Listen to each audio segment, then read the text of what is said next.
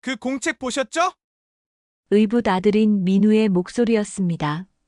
어디 있습니까? 제 공책 어디 두셨어요? 날카로운 목소리로 민우가 이야기했습니다.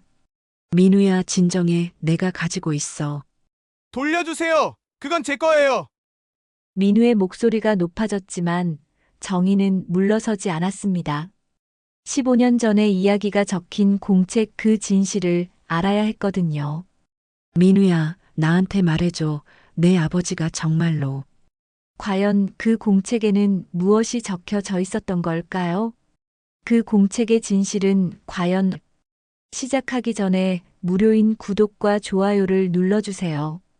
그리고 어디서 듣고 계신지 댓글로 남겨주세요. 여러분의 건강하고 행복한 삶을 응원합니다. 윤정이는 작은 정원에서 차를 마시고 있었습니다. 오전에 햇살이 따스하게 내려앉은 마당에는 정희가 정성껏 가꾼 철쭉과 수국이 제철을 맞아 만개해 있었습니다. 도자기 찻잔에서 피어오르는 김을 바라보며 정희는 이 평화로운 순간이 영원하기를 바랐습니다. 결혼한 지 15년이 되었지만 여전히 이 집에서의 삶은 조심스러웠습니다. 재혼한 여자로서 남편의 전처가 남긴 아들과 함께 사는 일은 결코 쉽지 않았으니까요. 여보, 다녀올게요. 남편 석호가 현관문을 열며 따뜻한 미소를 보냈습니다. 정희는 고개를 들어 그를 바라보았습니다. 50 중반의 나이에도 단정한 양복 차림의 석호는 여전히 든든해 보였습니다. 정희는 일어나 그에게 다가가 넥타이를 매만졌습니다. 조심히 다녀오세요. 저녁엔 일찍 들어오실 수 있죠? 그럼요. 오늘은 일찍 끝날 거예요. 석호는 정희의 손을 가볍게 잡았다가 놓으며 출근길에 올랐습니다. 정희는 그의 뒷모습을 바라보다가 2층 창문 너머로 보이는 민우의 방을 올려다보았습니다. 커튼이 꼭 닫혀 있었습니다. 26살이 된 의부사들 민우는 대학원 졸업을 앞두고 있었지만 정희와는 여전히 벽이 있었습니다. 정희는 한숨을 쉬며 다시 정원으로 돌아왔습니다. 차는 이미 식어 있었습니다.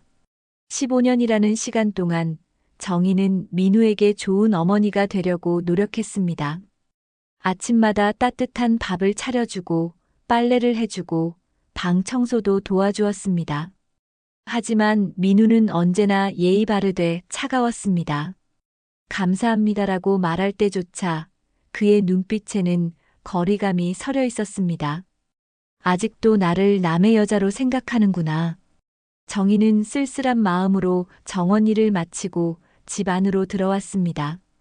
오늘은 빨래를 해야 했습니다. 세탁기를 돌리고 빨랫감을 정리하던 중 민우의 방문이 열려 있는 걸 발견했습니다. 평소에는 항상 잠겨 있던 방이었습니다.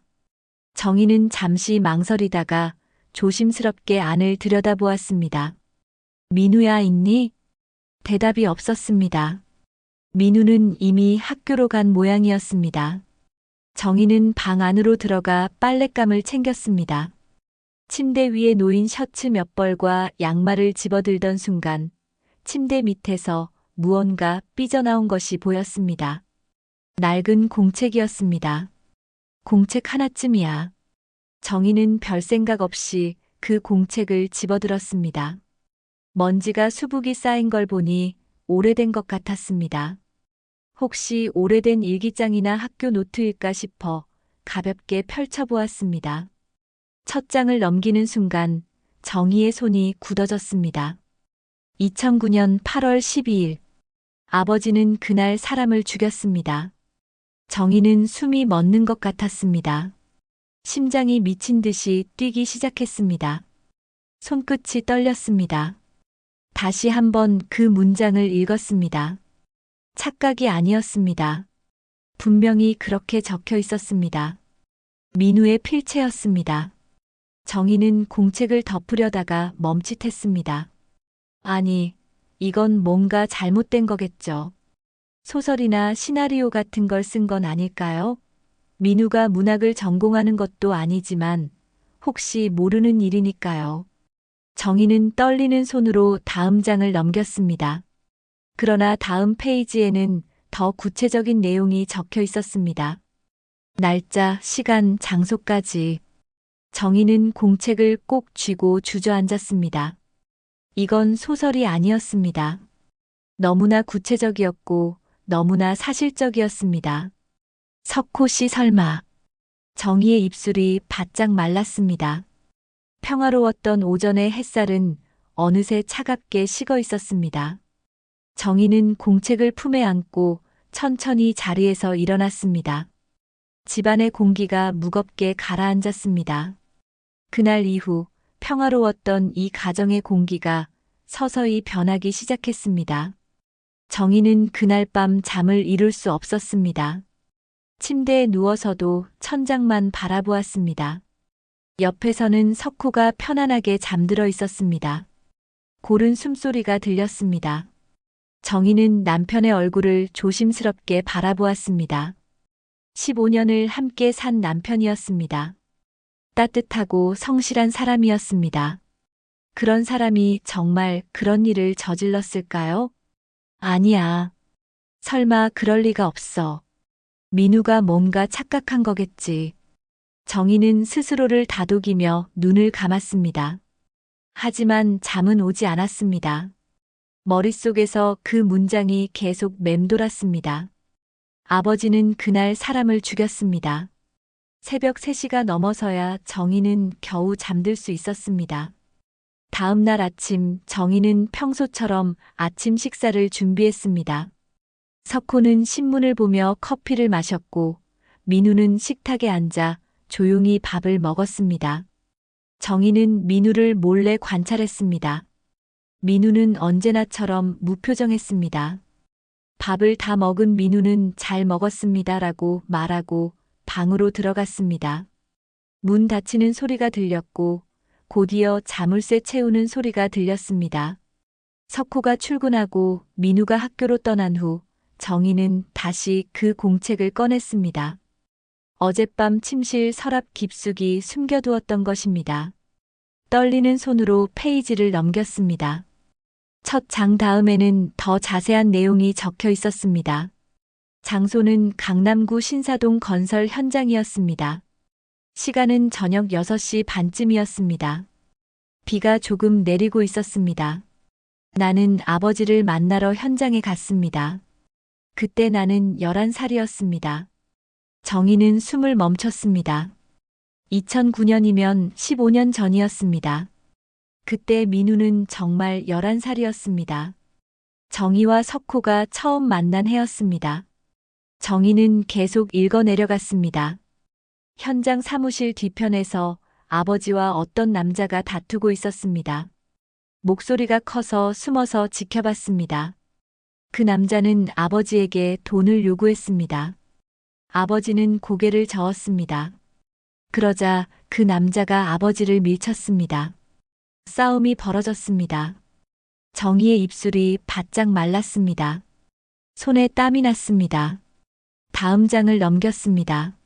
아버지가 그 남자를 밀었습니다. 남자는 뒤로 비틀거리다가 난간을 넘어 떨어졌습니다. 3층 높이였습니다. 쿵 하는 소리가 났습니다. 아버지는 아래를 내려다보더니 주변을 둘러봤습니다. 나와 눈이 마주쳤습니다. 아버지는 손가락을 입에 대며 쉿소리를 냈습니다. 정희는 공책을 떨어뜨릴 뻔했습니다. 온몸에 소름이 돋았습니다. 하지만 더 충격적인 건 다음 문장이었습니다. 그 남자의 이름은 정태식이었습니다. 정태식. 정희의 손이 멈췄습니다. 그 이름을 본 순간 온몸이 얼어붙었습니다. 심장이 멎는 것 같았습니다. 정태식. 그 이름은 정희가 평생 잊을 수 없는 이름이었습니다. 15년 전 정희의 전 남편 이름이었습니다. 정희는 공책을 떨어뜨렸습니다. 숨을 쉴 수 없었습니다. 머리가 하얘졌습니다. 아니야. 설마. 동명이인이겠지. 다른 사람이겠지. 하지만 마음속 깊은 곳에서 정희는 알고 있었습니다. 2009년 8월 12일 강남구 신사동. 그날 그곳에서 정희의 전 남편이 죽었습니다. 건설 현장 추락 사고였습니다. 경찰은 단순 사고라고 했습니다. 정희는 공책을 다시 집어들었습니다. 떨리는 손으로 마지막 페이지를 넘겼습니다. 그날 이후 나는 아무에게도 말하지 못했습니다. 아버지는 나를 보며 말했습니다.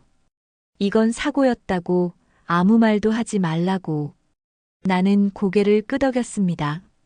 하지만 매일 밤 악몽을 꿉니다. 떨어지는 그 남자의 비명소리가 들립니다. 정희는 공책을 덮고 두 손으로 얼굴을 감쌌습니다. 눈물이 흘러내렸습니다. 모든 게 맞아떨어졌습니다. 석호가 그 현장의 책임자였습니다. 정태식이 그 현장에서 죽었습니다. 그리고 1년 후 석호와 정희가 만났습니다. 우연이 아니었던 거야. 석호 씨가 내 남편을. 정희는 숨을 고르려고 애썼습니다. 하지만 생각이 정리되지 않았습니다. 15년 동안 민우가 그 비밀을 혼자 간직하고 있었습니다. 그래서 민우가 늘 방문을 잠그고 지냈던 건가요? 그래서 정희를 받아들이지 못했던 건가요? 민우는 알고 있었던 걸까요? 정희가 그날 죽은 남자의 아내였다는 걸요? 바로 그때였습니다. 현관문 열리는 소리가 들렸습니다. 정희는 화들짝 놀라 공책을 서랍에 숨겼습니다. 발소리가 계단을 올라왔습니다. 민우였습니다. 정희는 재빨리 눈물을 닦고 침착하게 행동하려 했습니다.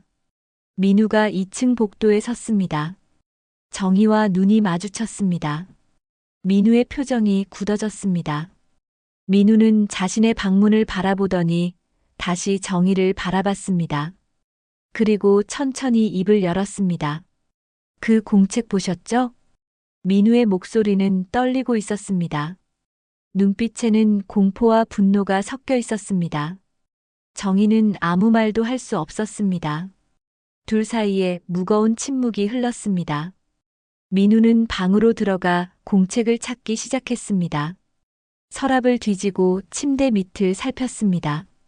정희는 문 밖에 서서 그 모습을 지켜보았습니다. 민우의 손이 점점 더 거칠어졌습니다. 책상 위의 물건들이 바닥으로 떨어졌습니다. 민우는 돌아서서 정희를 바라보았습니다. 어디 있습니까? 제 공책 어디 두셨어요? 목소리가 날카로웠습니다. 정희는 침착하게 대답했습니다. 민우야, 진정해. 내가 가지고 있어. 돌려주세요. 그건 제 거예요. 민우가 다가왔습니다. 손을 내밀었습니다. 정희는 한 발 물러서지 않았습니다. 대신 민우의 눈을 똑바로 바라보았습니다. 민우야, 우리 얘기 좀 하자. 제대로. 얘기할 거 없어요. 그냥 돌려주세요. 민우의 목소리가 높아졌습니다. 하지만 정희는 물러서지 않았습니다. 15년 동안 쌓인 벽을 지금 허물어야 한다는 걸 알았습니다. 정희는 천천히 입을 열었습니다. 진짜야? 내가 쓴 거 진짜 있었던 일이야? 민우의 얼굴이 굳어졌습니다. 입술을 꽉 깨물었습니다. 대답하지 않았습니다. 정희는 다시 물었습니다. 민우야, 나한테 말해줘. 내 아버지가 정말. 모르겠어요. 민우가 소리쳤습니다. 목소리가 갈라졌습니다. 정희는 놀라 한 발 물러섰습니다. 민우는 고개를 떨구고 주저앉았습니다. 어깨가 떨렸습니다. 모르겠다고요. 제가 본 게 진짜인지 꿈이었는지 15년 동안 모르겠어요. 정희는 조심스럽게 민우 옆에 앉았습니다. 민우는 두 손으로 얼굴을 감쌌습니다. 정희는 민우의 등을 가볍게 두드렸습니다. 한참을 그렇게 있다가 민우가 작은 목소리로 말했습니다. 11살 때였어요. 아버지 회사 건설 현장에 갔었어요. 학교 끝나고 아버지 만나러요. 비가 조금 내렸어요. 현장 사무실 뒤편에서 소리가 들렸어요. 큰 소리였어요. 민우의 목소리가 떨렸습니다. 정희는 조용히 들었습니다. 몰래 가서 봤어요. 아버지가 누군가랑 다투고 있었어요. 어떤 남자였어요. 그 남자가 아버지를 밀쳤어요. 아버지도 밀었어요. 그 남자가 뒤로 비틀거리다가 난간을 넘어 떨어졌어요. 정희는 숨을 멈췄습니다. 민우는 계속 말했습니다. 쿵 하는 소리가 났어요. 아버지는 아래를 내려다봤어요. 그러다가 저를 봤어요. 아버지 얼굴이 하얘졌어요. 저한테 달려왔어요. 제 어깨를 잡고 말했어요. 아무 말도 하지 말라고, 사고였다고. 민우가 얼굴을 들었습니다. 눈가가 붉어져 있었습니다. 그날 밤부터 악몽을 꿨어요. 떨어지는 남자가 보였어요. 비명소리가 들렸어요. 매일 밤 그랬어요. 아버지한테 물어보고 싶었어요. 하지만 무서웠어요. 그래서 공책에 썼어요.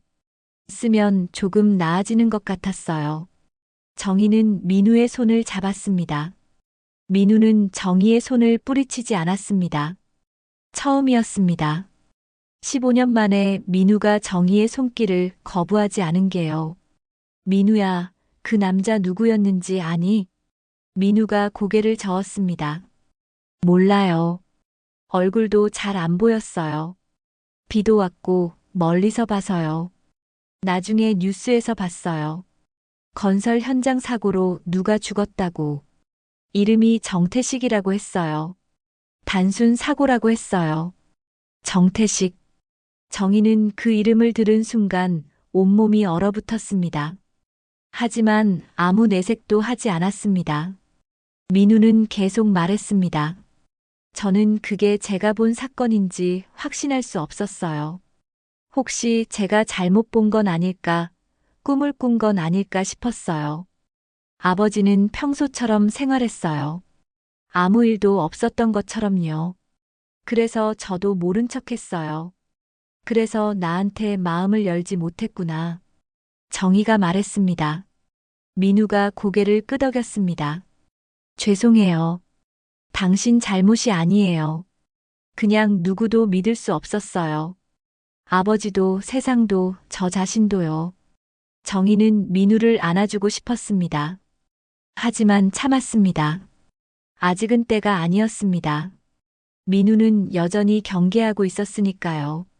정희는 조심스럽게 물었습니다.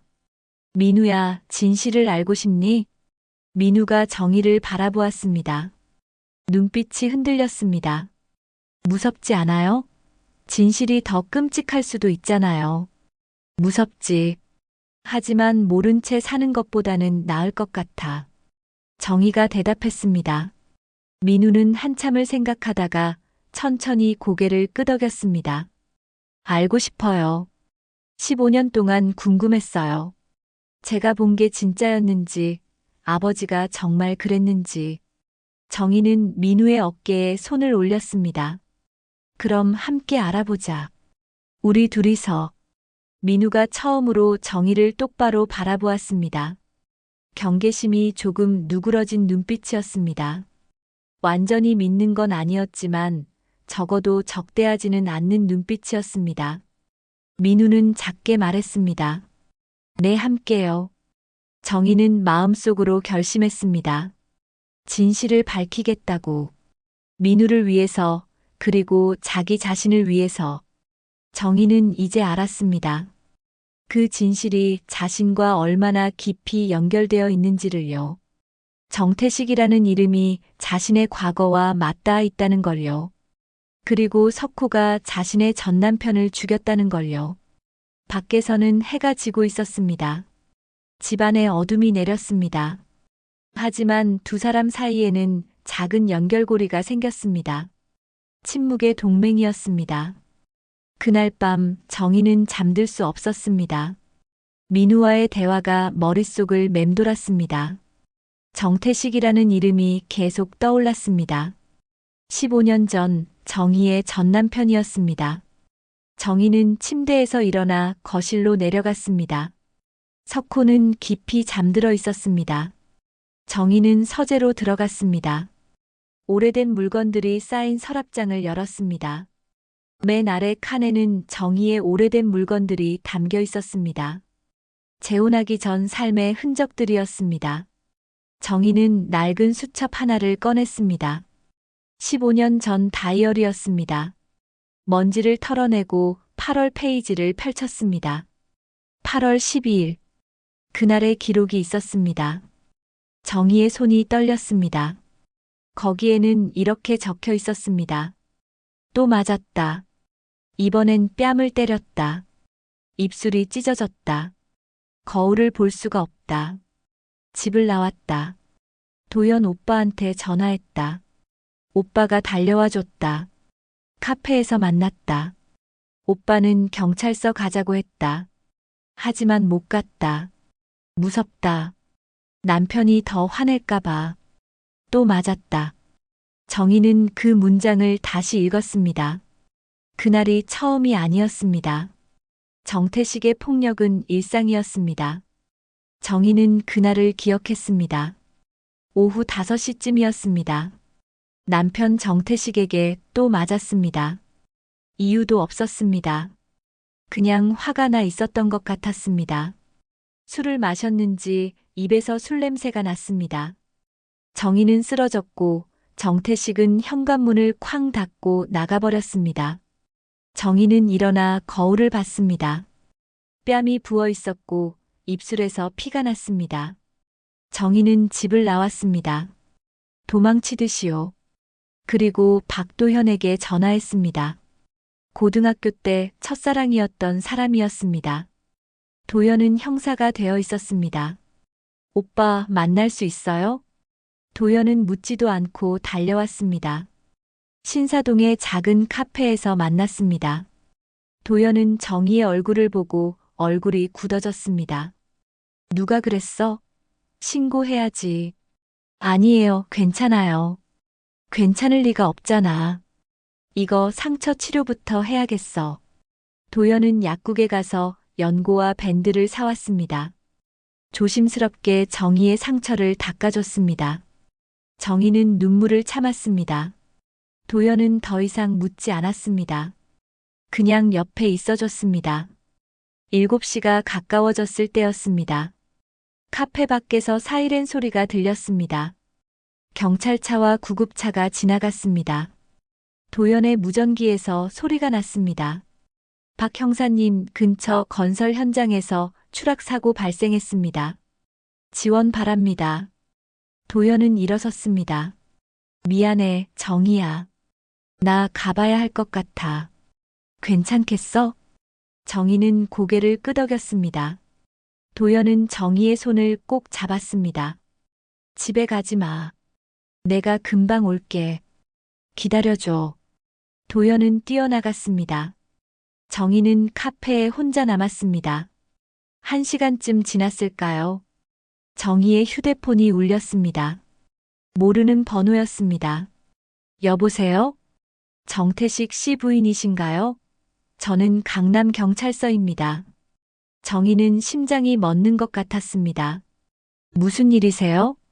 남편분이 사고를 당하셨습니다. 지금 병원으로 이송 중입니다. 정희는 다이어리를 내려놓았습니다. 그날의 기억이 너무나 선명했습니다. 병원으로 달려갔을 때 정태식은 이미 숨진 뒤였습니다. 건설 현장에서 떨어졌다고 했습니다. 3층 높이에서요. 경찰은 단순 사고라고 했습니다. 장례식 때 석호를 처음 봤습니다. 현장 책임자였습니다. 석호는 정희에게 깊이 고개를 숙였습니다. 정말 죄송합니다. 제 현장에서 일어난 일입니다. 안전 관리를 제대로 못한 제 책임입니다. 석호의 눈빛은 진심으로 미안해 보였습니다. 그리고 어딘가 슬퍼 보였습니다. 정희는 그때 석호가 착한 사람이라고 생각했습니다. 1년 후 우연히 마트에서 다시 만났습니다. 석호는 정희를 알아봤습니다. 그때 이후로 많이 걱정했습니다. 괜찮으세요?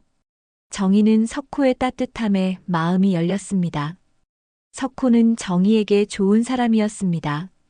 조심스럽고 다정했습니다. 절대 소리 지르지 않았고 절대 손을 들지 않았습니다. 정희는 석호와 함께라면 안전하다고 느꼈습니다. 그래서 재혼했습니다. 하지만 지금 모든 기억이 다르게 보였습니다. 민우가 본 것이 사실이라면요? 석호가 정태식을 밀었다면요? 정희는 숨이 막혔습니다. 그날 나는 카페에 있었어. 석호 씨는 현장에 있었어. 그리고 내 남편이 죽었어. 이게 우연일까? 정희는 다이어리를 다시 펼쳤습니다. 다음 날 기록을 읽었습니다. 남편이 죽었다. 장례를 치렀다. 슬프지 않다. 오히려 안도된다. 이제 맞지 않아도 된다. 도연 오빠가 왔다. 오빠는 뭔가 이상하다고 했다. 현장 상황이 석연치 않다고. 하지만 증거가 없다고 했다. 정희는 눈을 감았습니다. 도연이 그랬었습니다. 뭔가 이상해. 추락한 각도가 자연스럽지 않아. 누가 밀지 않고서는 그렇게 떨어질 수 없어. 하지만 목격자도 없었고 증거도 없었습니다. 결국 사고로 결론 났습니다. 정희는 결심했습니다. 도연을 만나야 한다고. 15년 전 그 사건에 대해 다시 물어봐야 한다고. 정희는 휴대폰을 꺼내 도연의 번호를 찾았습니다. 15년 동안 지우지 못한 번호였습니다. 떨리는 손으로 전화를 걸었습니다. 신호음이 울렸습니다.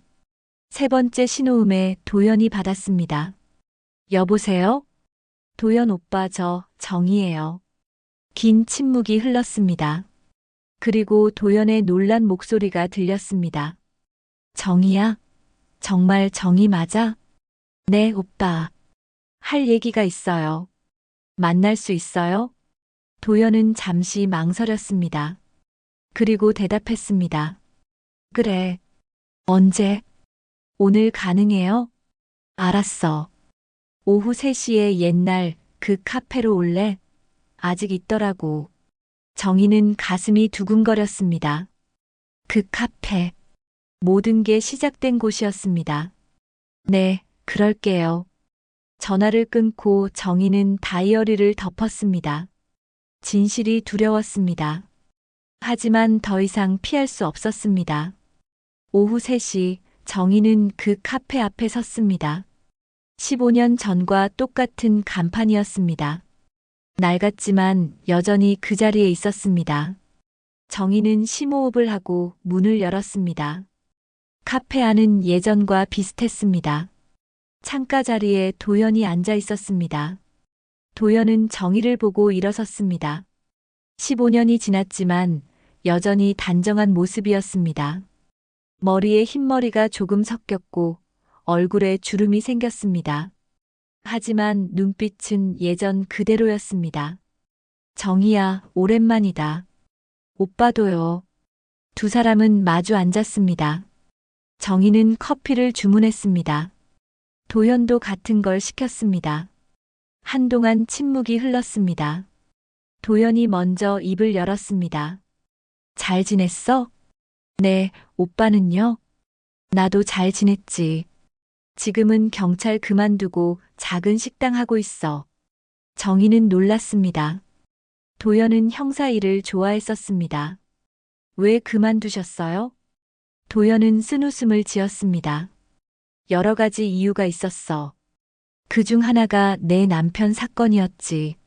정희의 가슴이 쿵 내려앉았습니다. 도연은 커피를 한 모금 마시고 말했습니다. 그때 난 확신했어. 그게 단순 사고가 아니라고. 하지만 증거가 없었어. 목격자도 없었고 현장도 깨끗했어. 위에서는 빨리 종결하라고 압박했고. 왜요? 현장 책임자가 강석호였으니까. 그 사람 회사가 꽤 컸거든. 로비도 있었을 거야. 정희는 숨을 삼켰습니다. 석호의 회사는 중견 건설사였습니다. 정희도 알고 있었습니다. 그래서 오빠가 경찰을 그만두신 거예요? 그것만은 아니야. 하지만 그 사건이 계기가 됐지. 진실을 밝히지 못하는 게 답답했어. 그래서 나왔어. 도연은 정희를 바라봤습니다. 근데 왜 갑자기 연락한 거야? 15년 만에. 정희는 망설였습니다. 어디서부터 말해야 할까요? 도연은 기다려줬습니다. 정희는 천천히 입을 열었습니다. 오빠, 그때 사건 정말 사고가 아니었던 것 같아요. 도연의 표정이 굳어졌습니다.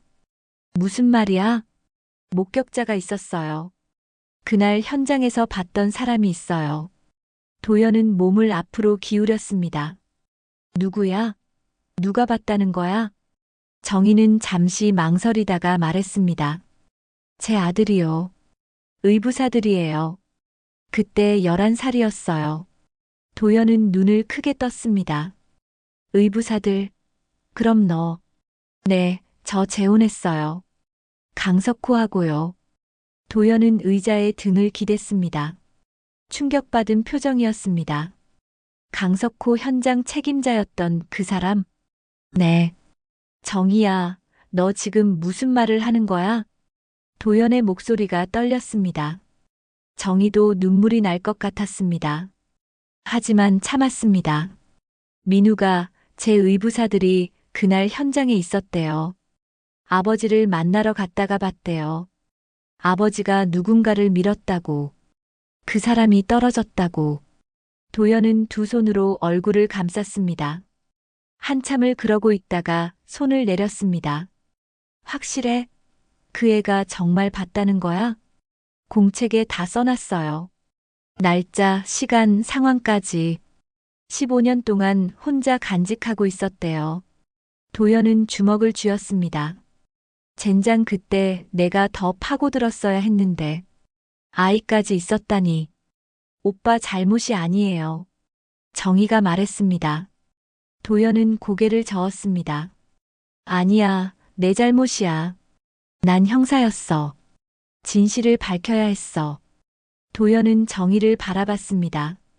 정희야, 그래서 어떻게 할 거야? 신고할 거야? 정희는 대답할 수 없었습니다. 신고하면 석호는 감옥에 갈 것입니다. 15년을 함께 산 남편이었습니다. 사랑하는 사람이었습니다. 하지만 사람을 죽였습니다. 정희는 눈물을 닦았습니다. 모르겠어요. 그래서 오빠한테 물어보고 싶었어요. 그날 정확히 뭐가 있었는지. 도연은 한숨을 쉬었습니다. 그리고 천천히 말하기 시작했습니다. 그날 지원 요청을 받고 현장에 갔어. 근처에서 대기하던 중이라 빨리 도착했지. 현장에 도착했을 때 정태식은 이미 숨진 상태였어. 3층 높이에서 떨어졌거든. 머리를 심하게 다쳤어. 도연은 잠시 말을 멈췄습니다. 그런데 피해자 신원을 확인하는 순간 깜짝 놀랐어. 정태식, 내 남편이었어. 그때 너랑 카페에 있었던 게 생각났거든. 내가 맞아서 상처투성이었던 게. 그래서 주 담당 형사한테 가서 말했어. 피해자가 내 친구 남편이니까 내가 직접 조사하겠다고. 혹시 모를 일이니까 제대로 확인하고 싶었거든. 정희는 눈을 크게 떴습니다. 도연이 자신을 위해 그렇게 했다니요. 그래서 주 담당과 함께 조사를 진행했어. 주변에는 강석호만 있었어. 석호는 말했어. 정태식이 안전수칙을 어기고 난간 근처에 갔다가 발을 헛디뎌 떨어졌다고. 그게 다예요? 아니, 이상한 점이 있었어. 정태식의 옷에 주름이 있었어. 누군가 잡았거나 밀었을 때 생기는 주름이었어. 그리고 추락 지점이 이상했어. 그냥 떨어진 거라면 난간 바로 아래에 떨어져야 하는데 2미터 정도 떨어진 곳에 있었어. 정희는 숨을 죽이고 들었습니다. 석호한테 물어봤어. 혹시 몸싸움이 있었냐고. 석호는 아니라고 했어. 자기는 사무실에 있었고 비명 소리를 듣고 나왔다고 했어. 하지만 석호의 셔츠에 흙이 묻어 있었어.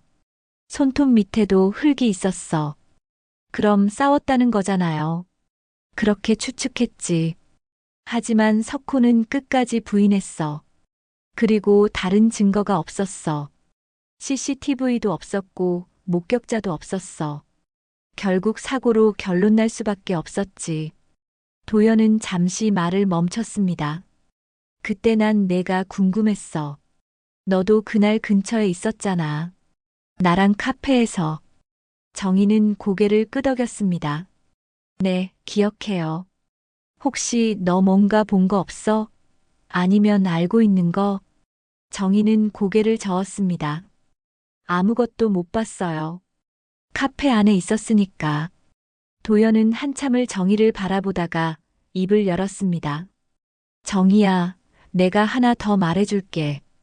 그날 정태식이 왜 현장에 갔는지 알아? 몰라요. 석호를 만나러 간 거야. 둘이 아는 사이였어. 정태식이 석호한테 돈을 빌려달라고 했대. 빚이 많았거든. 석호는 거절했고 정태식이 화를 냈대. 정희는 몰랐던 사실이었습니다. 정태식이 석호를 알고 있었다니요. 그럼 우연이 아니었네요. 제가 석호 씨를 만난 게. 도연이 천천히 고개를 끄덕였습니다. 그럴 수도 있지. 정희야, 조심해. 진실은 생각보다 복잡할 수 있어. 정희는 떨리는 손으로 커피잔을 들었습니다. 식은 커피가 목으로 넘어갔습니다. 모든 게 뒤엉켜 있었습니다. 정희는 더 이상 무엇이 진실인지 알 수 없었습니다. 정희는 집으로 돌아오는 길이 멀게 느껴졌습니다. 도현과의 대화가 머릿속을 어지럽혔습니다. 정태식과 석호가 아는 사이였다니요. 우연이 아니었다니요. 정희는 현관문을 열고 들어섰습니다. 거실에 불이 켜져 있었습니다. 석호가 소파에 앉아 있었습니다. 평소보다 일찍 들어온 모양이었습니다. 석호는 정희를 보고 미소 지었습니다. 여보, 어디 갔다 와요?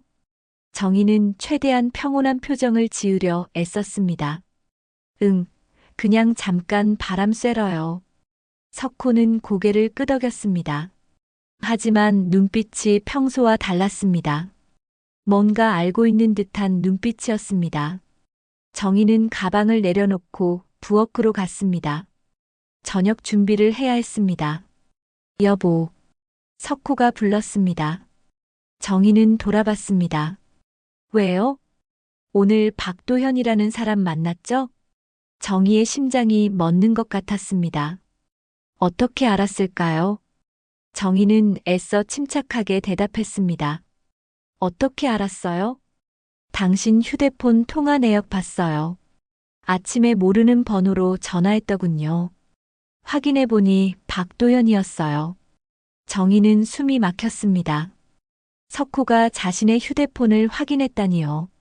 15년 동안 한 번도 그런 적이 없었습니다. 석호는 일어나 정희에게 다가왔습니다. 왜 만났어요? 15년 만에. 그냥 옛날 친구라서요. 석호는 웃었습니다. 하지만 그 웃음은 차갑게 느껴졌습니다. 거짓말하지 마요. 당신 뭔가 알게 된 거죠? 정희는 뒤로 물러섰습니다. 석호의 눈빛이 무서웠습니다.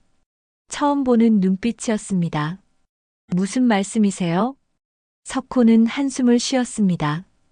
그리고 소파에 앉으며 말했습니다. 어젯밤 이상했어요. 당신 표정이 평소와 달랐어요. 뭔가 충격받은 것 같았죠.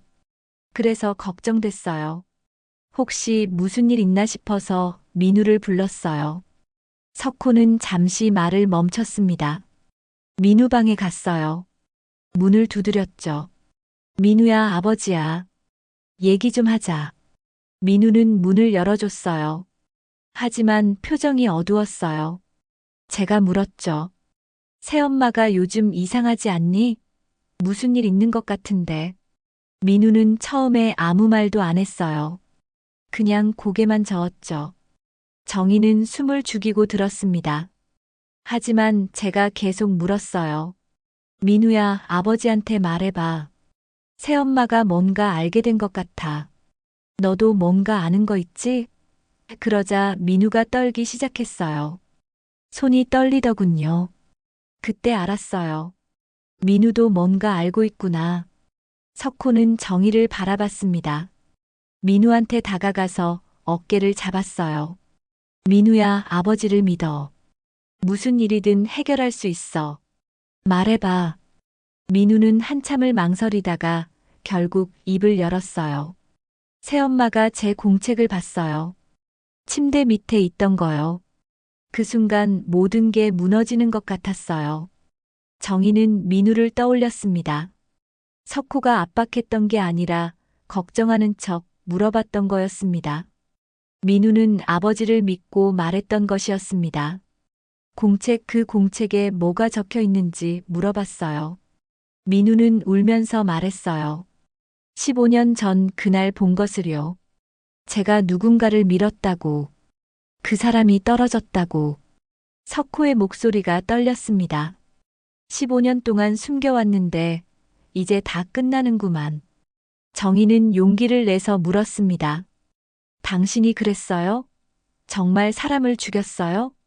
석호는 대답하지 않았습니다. 거실을 천천히 걸어 다녔습니다. 한참을 그러다가 다시 소파에 앉았습니다. 두 손으로 얼굴을 감쌌습니다. 미안해요, 정희. 정희는 그 자리에 얼어붙었습니다.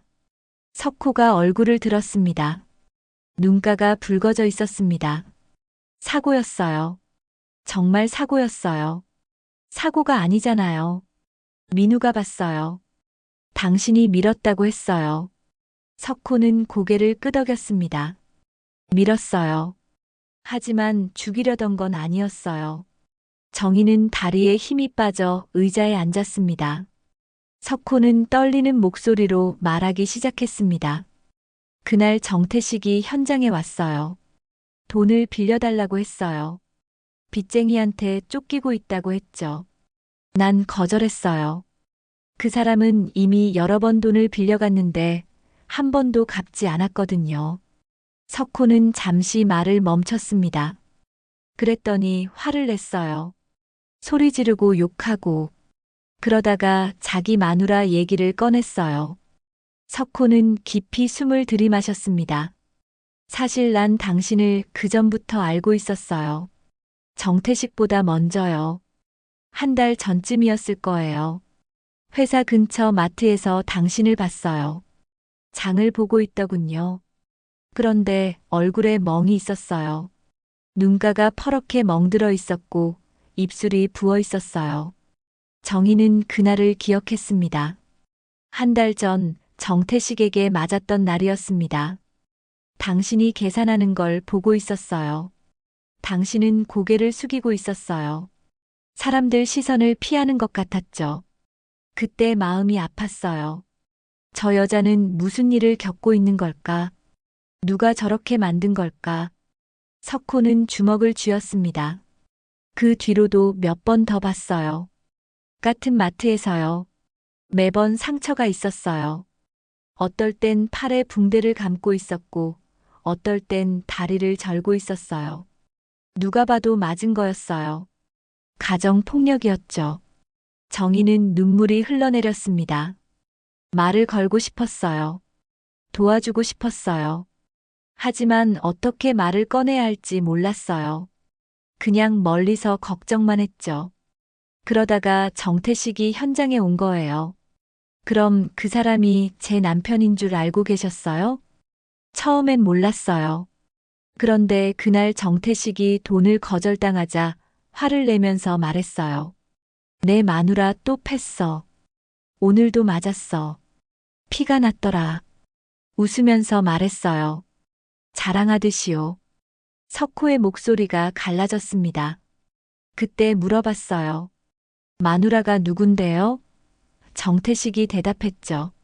정희. 우리 동네 마트에서 장 보는 여자야. 맞아도 경찰 신고 안 해. 겁이 많거든. 그 순간 마트에서 봤던 당신이 떠올랐어요. 멍든 얼굴로 고개 숙이고 있던 당신이요. 정희는 숨이 막혔습니다. 확인하고 싶었어요. 그래서 물었죠. 신사동 살아요? 정태식이 고개를 끄덕였어요. 우리 아파트 이름이 뭔데요? 정태식이 대답했어요. 당신이 사는 아파트 이름이었어요. 그때 확신했어요. 마트에서 봤던 그 여자가 정태식의 아내구나. 이 사람이 그 여자를 때리고 있구나. 석호는 눈물을 흘렸습니다. 참을 수 없었어요. 그 사람이 당신을 그렇게 대한다는 게 난 화가 났어요. 그래서 소리쳤어요. 당신 지금 아내를 때린다고 자랑하는 거요? 미쳤어요? 당장 집에 가서 사과해요. 다시는 손대지 마요. 그랬더니요. 비웃었어요. 내 마누라니까 내 맘대로 하는 거지. 당신이랑 무슨 상관이에요? 그러면서 저를 밀쳤어요. 넘어질 뻔했어요. 욱하는 마음에 저도 밀었어요. 정신없이 밀어버렸어요. 석호는 두 손으로 얼굴을 감쌌습니다. 그 사람이 뒤로 비틀거렸어요. 난간이 낮았어요. 몸이 난간을 넘어갔어요. 순간 손을 뻗었지만 잡을 수 없었어요. 그대로 떨어졌어요. 정희는 눈물이 흘러내렸습니다. 석호도 울고 있었습니다. 민우가 보고 있었어요. 그 애가 거기 있는 줄 몰랐어요. 아래로 내려갔어요. 정태식은 이미 숨져 있었어요. 난 겁이 났어요. 민우한테 달려가서 말했어요. 아무한테도 말하지 말라고. 석호는 정희를 바라봤습니다. 장례식 때 당신을 봤어요. 얼굴에 상처가 있었어요. 마트에서 봤던 그 여자가 맞았어요. 그제야 확신했어요. 내가 죽인 사람의 아내가 바로 당신이구나. 내가 구하고 싶었던 사람이 당신이었구나. 정희는 가슴이 무너지는 것 같았습니다. 모든 진실이 드러났습니다.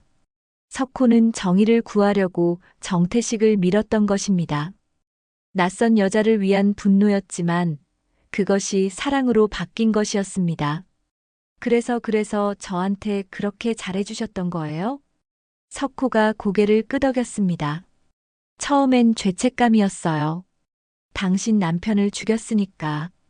하지만 점점 당신을 알아갈수록 진짜 사랑하게 됐어요. 당신은 상처받은 사람이었어요. 나처럼요. 난 당신을 행복하게 해주고 싶었어요. 정희는 석호에게 다가갔습니다. 석호의 손을 잡았습니다. 당신 때문에 제가 자유로워진 거예요. 그 사람한테서 벗어날 수 있었어요. 석호는 정희의 손을 꼭 쥐었습니다. 하지만 난 사람을 죽였어요. 용서받을 수 없어요. 사고였잖아요.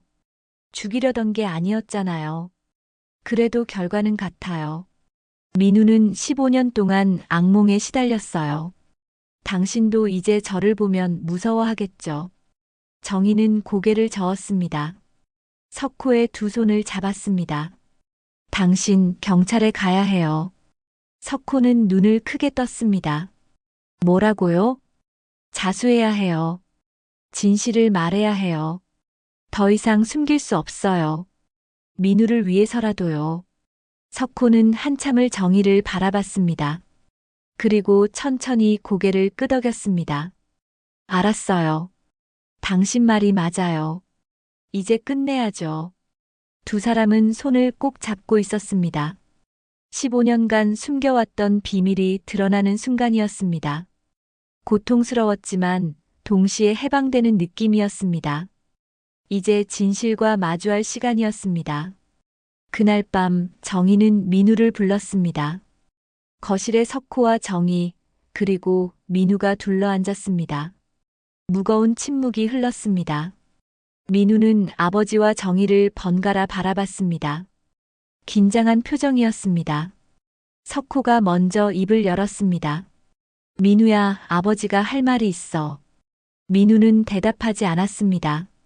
석호는 깊이 숨을 들이마셨습니다. 미안하다.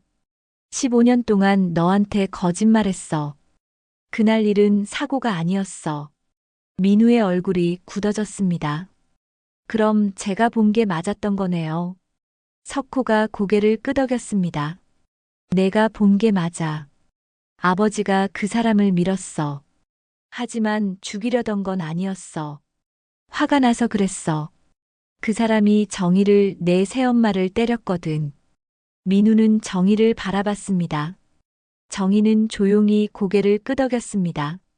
정태식은 제 전남편이었어요. 저한테 폭력을 휘둘렀죠. 그날도 맞았어요. 얼굴에 상처가 났었고요. 민우는 숨을 크게 들이마셨습니다. 모든 퍼즐이 맞춰지는 순간이었습니다. 그럼 그날 죽은 사람이 새엄마 남편이었던 거예요? 그래. 석호가 대답했습니다. 난 그 사람이 정희를 때린다는 걸 알았어. 현장에서 그 사람이 자랑하듯 말했거든. 오늘도 때렸다고. 참을 수 없었어. 그래서 밀었어. 하지만 죽일 생각은 없었어. 민우는 두 손으로 얼굴을 감쌌습니다. 어깨가 떨렸습니다. 정희가 민우의 등을 쓰다듬었습니다. 민우야, 미안해. 내가 15년 동안 혼자 짊어지고 있었던 거 이제야 알았어. 민우가 얼굴을 들었습니다. 눈가가 붉었습니다. 저는 아버지를 미워해야 하나요? 사람을 죽였는데. 석호가 민우에게 다가갔습니다. 민우의 어깨에 손을 올렸습니다. 미워해도 돼. 아버지가 잘못했어. 민우는 고개를 저었습니다. 근데 그 사람은 나쁜 사람이었잖아요. 새엄마를 때렸잖아요. 그래도 사람을 죽인 건 잘못이야. 석호의 목소리가 떨렸습니다. 민우는 한참을 아무 말도 하지 않았습니다. 그리고 천천히 입을 열었습니다. 아버지, 15년 동안 악몽을 꿨어요. 떨어지는 그 사람이 보였어요. 비명소리가 들렸어요. 제가 아무 말도 안 해서 그런가 싶었어요. 제 잘못인가 싶었어요. 석호는 민우를 꼭 안았습니다. 내 잘못이 아니야. 다 아버지 잘못이야. 민우도 석호를 안았습니다. 15년 만에 처음으로 아버지를 제대로 아는 것 같았습니다. 두 사람은 한참을 그렇게 있었습니다. 정희도 눈물을 닦았습니다. 민우가 석호에게서 떨어졌습니다. 정희를 바라봤습니다. 새엄마 아니, 엄마. 이제 엄마라고 불러도 될까요? 정희는 눈물이 쏟아졌습니다. 민우를 꼭 안았습니다.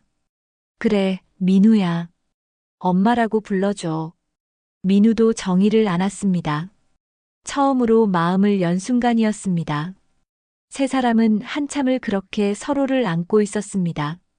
석호가 먼저 떨어졌습니다. 정희와 민우를 바라봤습니다. 내일 경찰서에 갈 거야. 자수할 거야. 민우가 놀라서 물었습니다. 진짜요? 아버지가? 그래. 더 이상 숨길 수 없어.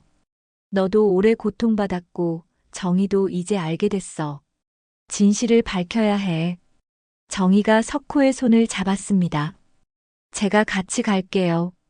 나도요. 민우도 말했습니다. 석호는 두 사람을 바라보며 고개를 끄덕였습니다. 고맙다. 너희가 있어서 용기가 나.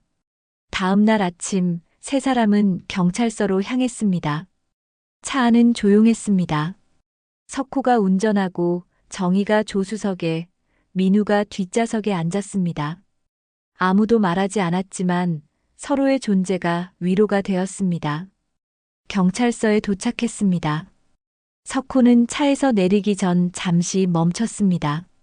정희가 석호의 손을 꼭 잡았습니다. 괜찮아요. 우리 함께 있잖아요. 석호는 미소 지었습니다. 차에서 내렸습니다. 세 사람은 나란히 경찰서로 걸어갔습니다. 민원실에 들어서자 도연이 보였습니다. 도연은 정희에게 연락을 받고 기다리고 있었습니다. 도연은 석호를 보고 복잡한 표정을 지었습니다. 강석호 씨, 오랜만입니다. 박 형사님도요. 이제 형사가 아닙니다. 그냥 박도현이에요. 석호는 고개를 끄덕였습니다. 도현은 담당 형사를 불렀습니다. 조사실로 안내되었습니다. 석호는 모든 걸 진술했습니다. 15년 전 그날의 일을요. 정태식과 다툰 것, 밀었던 것, 떨어진 것. 모든 걸 솔직하게 말했습니다. 형사는 민우에게도 물었습니다. 민우는 자신이 본 것을 증언했습니다. 공책도 증거로 제출했습니다. 조사는 오래 걸렸습니다. 오후가 되어서야 끝났습니다. 석호는 구속되었습니다. 정희와 민우는 유치장 앞에서 석호를 마지막으로 봤습니다. 석호는 철창 너머로 두 사람을 바라봤습니다. 미안해. 그리고 고마워. 정희는 눈물을 참으며 말했습니다. 당신 기다릴게요. 끝까지요. 민우도 말했습니다. 아버지, 저도 기다릴게요. 아버지는 나쁜 사람이 아니에요. 잘못은 했지만요. 석호는 눈물을 흘렸습니다. 손을 흔들었습니다. 정희와 민우도 손을 흔들었습니다. 경찰서를 나오는 길, 도연이 두 사람을 배웅했습니다. 정희야, 잘 견뎌. 진실을 밝힌 건 용기 있는 일이야. 고마워요, 오빠. 도연은 민우를 바라봤습니다. 민우 씨, 15년 동안 힘들었죠. 이제 마음 편히 살 수 있을 거예요. 민우는 고개를 끄덕였습니다. 네, 감사합니다. 정희와 민우는 집으로 돌아왔습니다. 집은 텅 비어 있었습니다. 하지만 이상하게 무겁지 않았습니다. 오히려 후련했습니다. 진실을 마주했으니까요. 민우가 정희에게 말했습니다. 엄마, 이제 괜찮을까요? 정희는 민우를 안았습니다. 그럼 우리 함께니까. 이제 시작이야. 밖에서는 해가 지고 있었습니다. 어둠이 내렸지만 집 안에는 작은 빛이 켜졌습니다. 희망이라는 이름의 빛이었습니다. 1년이 흘렀습니다. 계절은 다시 봄이 되었습니다. 정희는 작은 정원에서 차를 마시고 있었습니다. 1년 전 그 자리였습니다. 하지만 모든 게 달라져 있었습니다. 정희의 표정은 더 밝아졌고 마음도 가벼워졌습니다. 현관문이 열렸습니다. 민우가 들어왔습니다. 손에 서류 가방을 들고 있었습니다. 민우는 정희를 보고 미소 지었습니다. 엄마, 다녀왔어요. 민우야, 어서 와. 오늘 일은 어땠어? 민우는 가방을 내려놓고 정희 옆에 앉았습니다. 좋았어요. 오늘 새로 온 아이가 있었는데 처음엔 말을 안 하더니 제 이야기를 듣고 마음을 열었어요. 민우는 소년원에서 사회복지사로 일하고 있었습니다. 상처받은 아이들에게 글쓰기를 가르쳤습니다. 자신처럼 마음속 이야기를 꺼낼 수 있도록 도왔습니다. 잘했네. 내가 그 아이들한테 큰 힘이 될 거야. 엄마가 저한테 그랬던 것처럼요.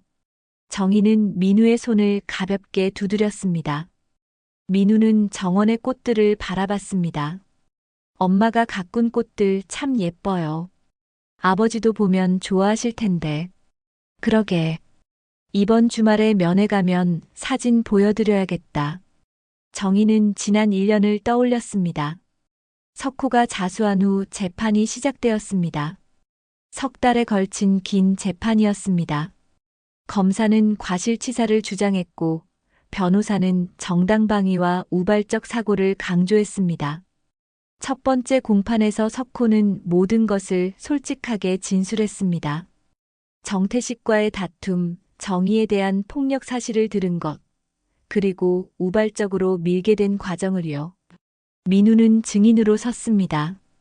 11살 때 목격한 장면을 떨리는 목소리로 증언했습니다. 재판정은 숙연해졌습니다. 두 번째 공판에서는 정희가 의견서를 제출했습니다. 피해자 유족으로서 석호를 용서한다는 내용이었습니다. 정태식의 가정 폭력 기록도 제출되었습니다. 병원 기록, 이웃 증언, 정희의 오래된 일기장까지 모두 증거로 채택되었습니다. 세 번째 공판에서 도현도 증인으로 섰습니다. 15년 전 현장 조사 당시의 의혹들을 증언했습니다. 정태식의 옷에 남은 주름, 이상한 추락 지점, 석호의 셔츠에 묻은 흙. 하지만 당시에는 증거가 부족해 사고로 결론 지을 수밖에 없었다고 말했습니다. 재판부는 여러 정황을 종합했습니다. 정태식이 먼저 석호를 밀쳤다는 점, 석호가 정의를 구하려는 의도였다는 점, 15년 만에 자수했다는 점, 그리고 유족이 용서했다는 점이 참작되었습니다. 결국 과실치사로 5년형이 선고되었습니다. 이미 1년이 지났으니 4년이 남았습니다. 이번 주 토요일이죠? 저도 같이 갈게요. 그래, 아버지가 너 보면 좋아하실 거야. 정희는 차를 한 모금 마셨습니다. 따뜻했습니다. 민우도 차를 받아 마셨습니다. 두 사람은 편안한 침묵 속에 앉아 있었습니다. 1년 전에는 상상할 수 없었던 평화였습니다. 엄마. 응? 교습소는 어때요? 학생들 많이 와요? 정희는 고개를 끄덕였습니다. 정희는 작은 교습소를 열었습니다. 동네 아이들에게 글쓰기와 독서를 가르쳤습니다. 처음엔 학생이 몇 명 없었지만 입소문이 나면서 점점 늘어났습니다. 응, 요즘 10명 정도 와. 다들 착한 아이들이야. 어제는 한 아이가 자기 이야기를 글로 써왔더라고. 가족에 대한 이야기였어. 읽어보셨어요? 응. 울컥했어. 그 아이도 상처가 많더라. 부모님이 이혼하셨대. 하지만 글을 쓰면서 조금씩 나아지고 있어. 민우는 고개를 끄덕였습니다. 엄마, 우리랑 비슷하네요. 우리도 상처가 많았잖아요. 하지만 이겨냈잖아요. 그래, 우리 이겨냈지. 정희는 하늘을 올려다봤습니다. 파란 하늘에 구름이 천천히 흘러갔습니다. 평화로운 오후였습니다. 우편함에서 편지를 꺼내왔습니다. 석호에게서 온 편지였습니다. 정희는 편지를 뜯어 읽었습니다. 민우도 옆에서 함께 읽었습니다. 정희야, 민우야. 잘 지내고 있니? 여기는 별일 없어. 교도소에서 용접 기술을 배우고 있어. 나중에 나가면 작은 일이라도 할 수 있을 것 같아. 정희야, 내가 가르쳐준 용서 덕분에 하루하루를 버티고 있어. 처음엔 힘들었어. 내가 저질러 놓은 일이 너무 컸으니까. 하지만 너희가 면회 올 때마다 힘이 나. 너희가 날 버리지 않고 기다려준다는 게 감사해. 정희는 눈가가 뜨거워졌습니다. 민우도 코끝이 시큰해졌습니다. 편지는 계속되었습니다. 민우야, 내가 소년원에서 아이들을 돕고 있다는 얘기 들었어. 정말 자랑스럽다. 내가 15년 동안 혼자 짊어진 짐이 얼마나 무거웠을지 알아. 미안하다. 아버지가 잘못했어. 하지만 너는 그 아픔을 다른 사람을 돕는 일로 승화시켰어. 정말 대단해. 나가면 내가 하는 일 꼭 보러 갈게. 민우는 눈물을 닦았습니다. 정희가 민우의 어깨를 감싸 안았습니다. 정희야, 내가 교습소를 열었다는 소식도 들었어. 아이들한테 글쓰기를 가르친다며? 너는 정말 따뜻한 사람이야. 나 같은 사람을 용서해주고 민우를 받아주고 이제는 다른 아이들까지 돌보고 있으니 고맙고 미안해. 나가면 평생 너한테 잘할게. 약속해. 정희는 편지를 가슴에 안았습니다. 석호의 마음이 느껴졌습니다. 민우가 말했습니다. 엄마, 아버지 편지 쓸까요? 우리도. 그래, 그러자. 두 사람은 편지지를 꺼냈습니다. 정희가 먼저 썼습니다. 석호 씨, 잘 지내시죠? 집은 평화로워요. 민우가 정말 잘하고 있어요. 저도 잘 지내고 있고요. 당신 걱정 마세요. 우리 잘 견디고 있어요. 토요일에 면회 갈게요. 정원 사진도 가져갈게요. 당신이 심었던 장미가 활짝 폈어요. 정말 예뻐요. 사랑해요. 민우도 편지를 썼습니다. 아버지, 저 민우예요. 아버지 편지 잘 받았어요. 아버지가 용접 배우신다니 멋있어요.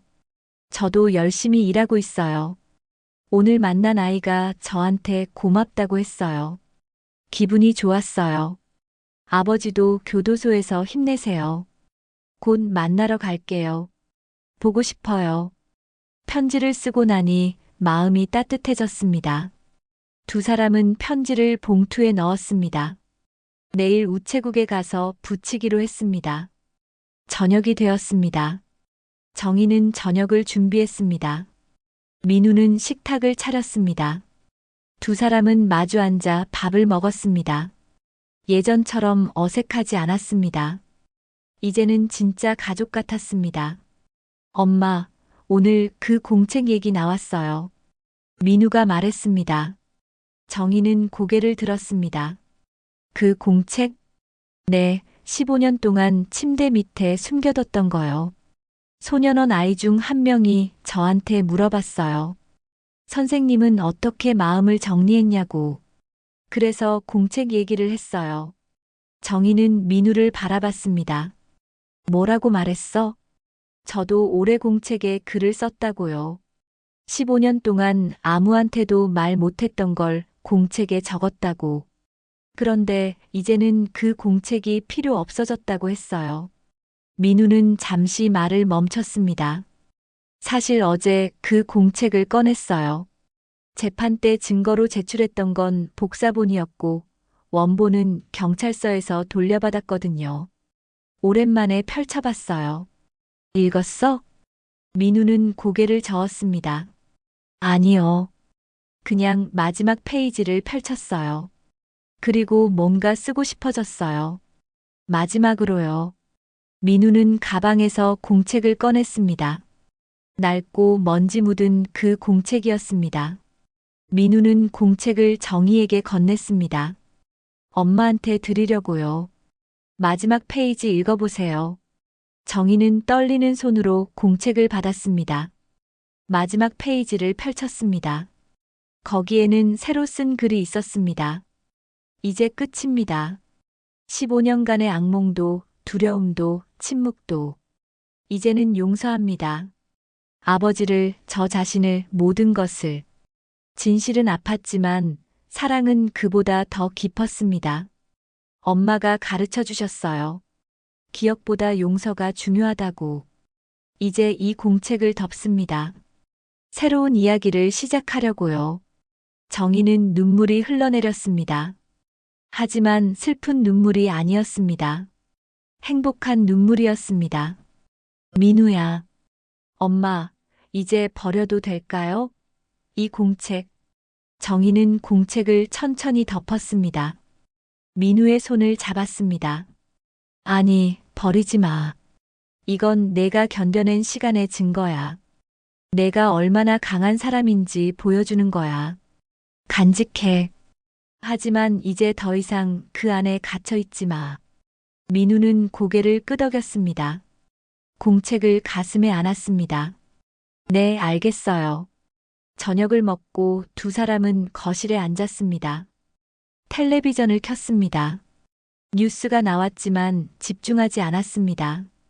그냥 옆에 있다는 것만으로 충분했습니다. 밤이 깊어갔습니다. 민우는 방으로 들어갔습니다. 방문을 닫았지만 잠그지는 않았습니다. 이제 더 이상 잠글 필요가 없었습니다. 민우는 책장에 공책을 꽂았습니다. 다른 책들 사이에요. 이제 그 공책은 과거의 기록이 되었습니다. 미래를 막는 짐이 아니라 견뎌낸 시간의 증거로요. 정희는 창밖을 바라봤습니다. 달이 밝았습니다. 별들도 빛나고 있었습니다. 정희는 혼잣말처럼 중얼거렸습니다. 석호 씨, 우리 잘 지내고 있어요. 조금만 기다려요. 바람이 불어왔습니다. 커튼이 흔들렸습니다. 정희는 미소 지었습니다. 모든 게 괜찮을 거라는 확신이 들었습니다. 봄 햇살이 창문으로 들어왔습니다. 정원의 꽃들이 흔들렸습니다. 장미, 철쭉, 수국 모두 제 색깔로 피어나고 있었습니다. 정희는 그 꽃들을 바라보며 생각했습니다. 우리도 다시 피어났어. 상처를 딛고 진실을 마주하고 용서를 배우며 이제 새로운 계절이 시작됐어. 새로운 시작이었습니다. 진실은 아팠지만 사랑은 그보다 더 깊었습니다. 여러분, 긴 이야기를 끝까지 들어주셔서 감사합니다. 누군가에게는 이 이야기가 위로가 되었기를, 또 누군가에게는 용서의 의미를 생각해보는 시간이 되었기를 바랍니다. 상처받은 모든 분들이 정희와 민우처럼 다시 피어날 수 있기를 응원합니다. 이 이야기가 마음에 드셨다면 구독과 좋아요 부탁드립니다. 여러분의 작은 관심이 더 좋은 이야기를 만드는 힘이 됩니다. 다음에도 따뜻한 이야기로 찾아뵙겠습니다. 감사합니다.